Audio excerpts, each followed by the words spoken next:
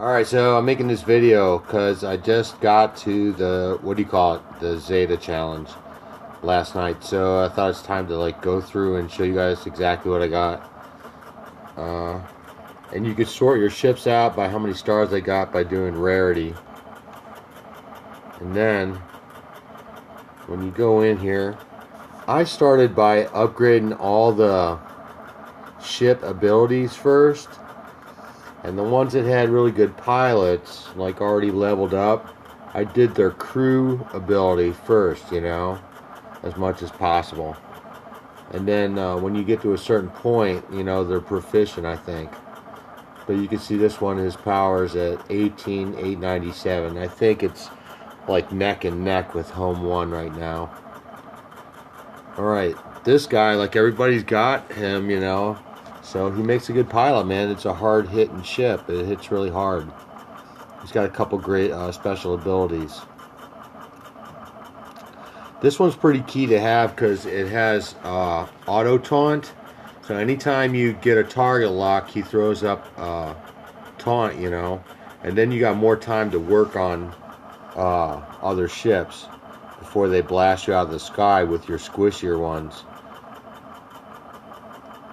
Alright, so these are based on rarity. This is by no means my most powerful ship yet, but he's a 5-star rebel, so they put him up front.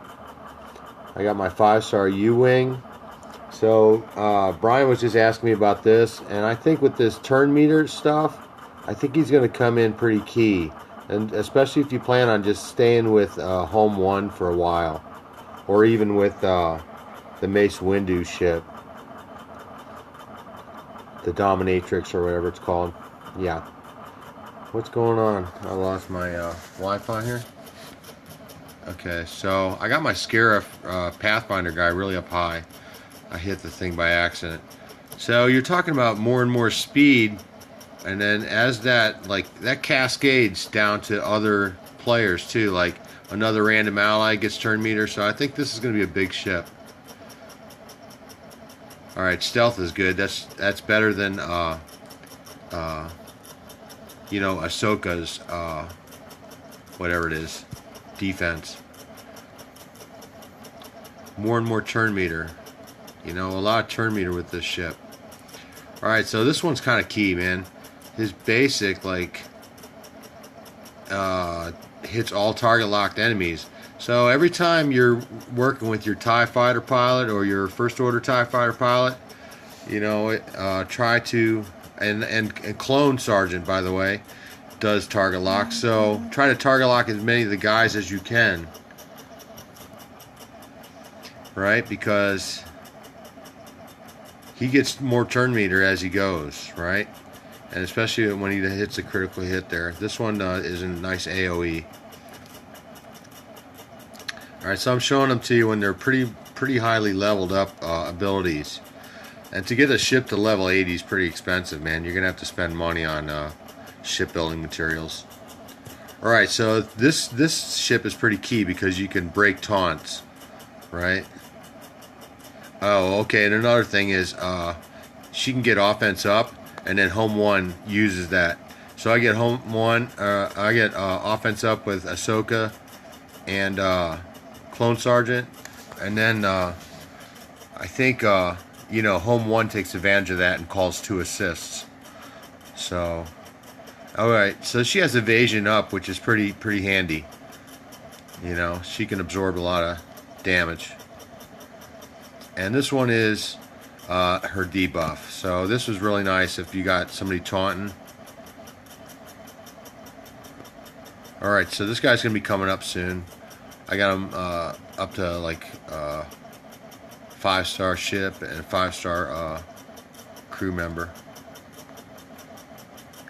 Alright, so I just started working on this so I could get the you know, that challenge done. So I waited, you know, and got my Home 1 ship up really high first. You know what I mean? Using these gold materials so that you know, I could get one home ship like way up high. And you can see, like, he's got pretty maxed out stuff. So I got to get him up to 11 before I can progress one more step.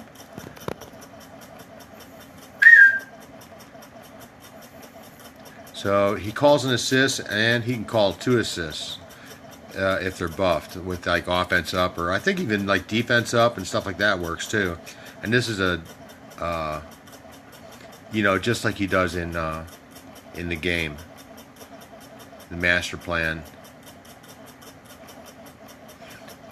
Gives everybody, you know, whoever uses their special, it gives them turn meter, I think, or yeah, it gives them instant turn meter. So this is dispelling debuffs on your ally.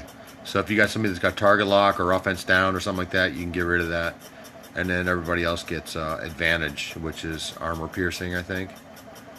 All right, I don't even know. You know, this apparently is a good offense ship.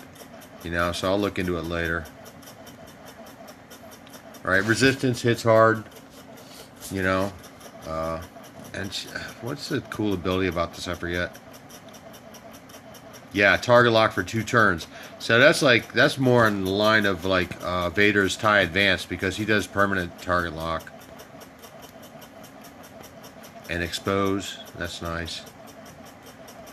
Alright, so, oh my god, this guy hits so hard, right? As soon as he comes out, use this ability. Yeah, it's nice. And then this is his offense up thing, right? So you can get, with this lineup that I got, I can get 3 guys doing offense up, you know, and then home one calls them to assist. Alright, now this is the guy that is also on my back burner, and I'm working on him and Fives together at the same time, because he's just being dominant in the game. He slings offense down at your guys and defense down. So, and this one has a lot of evasion, right? And he gets turn meter to Executrix when that happens. So he's going to be key with Vader and Umbaran. There's like an OP team out there that you can look up. Target lock for 2 turns once again. Foresight, so it's got evasion and foresight. I think I got... Alright, this is my gem. This guy has no protection yet. I don't know if he or when he's going to get it, but he hits really hard, man. And it's mostly because my FOTP is pretty maxed out. So he does double attacks, and he's not target locking as much as I would like, you know. So, but once again, if you get a bunch of target locks out there, then you can get more turn meter on this guy, so he can hit harder before he gets killed, basically, because he's still kind of squishy.